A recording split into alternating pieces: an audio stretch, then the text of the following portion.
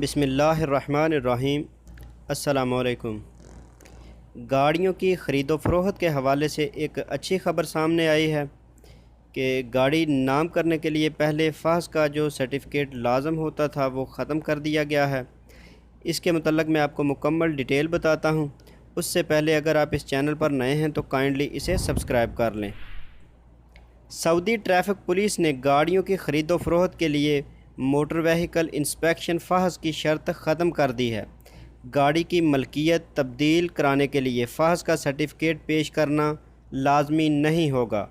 Traffic police کے ادارے کی جانب سے ٹویٹر پر اطلاع دی گئی ہے کہ کرونا وائرس کی وجہ سے موجودہ حالات کے تحت مملکت میں کرفیو جاری ہے، جس کی وجہ سے فحص سینٹرز بند ہیں، جس کی وجہ سے گاڑیوں کے لیے فحص سرٹیفکیٹس جاری نہیں کیے جا سکتے۔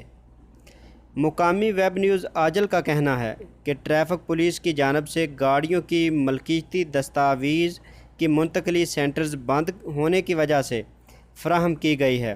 سینٹرز بند ہونے کی وجہ سے ان افراد کو کافی دشواری کا سامنا کرنا پڑ رہا تھا جو گاڑیاں فروخت کرنا چاہتے ہیں۔ ادارہ ٹریفک پولیس نے گاڑیوں کی ملکیت منتقل کرنے کے لیے عارضی طور پر فحص کی شرط ختم کر دی ہے۔ ٹریفک پولیس کا کہنا ہے کہ گاڑیوں کے ملکیت منتقل کرنے کے لیے آبشر اکاؤنٹ کے ذریعے گاڑی فروخت اور دوسرے کے نام منتقل کرنے کی کارروائی کی جا سکتی ہے، جس کے لیے فحص سرٹیفکیٹ کی آپشن عارضی طور پر کینسل کر دی گئی ہے۔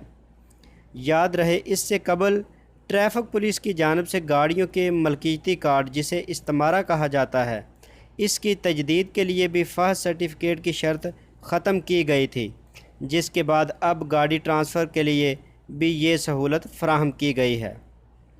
سعودی عرب میں فحص سینٹر سے سالانہ بنیادوں پر گاڑیوں کی فٹنس چیک کرائی جاتی ہے، جس کے بعد انہیں روڈ پرمٹ جاری کیا جاتا ہے۔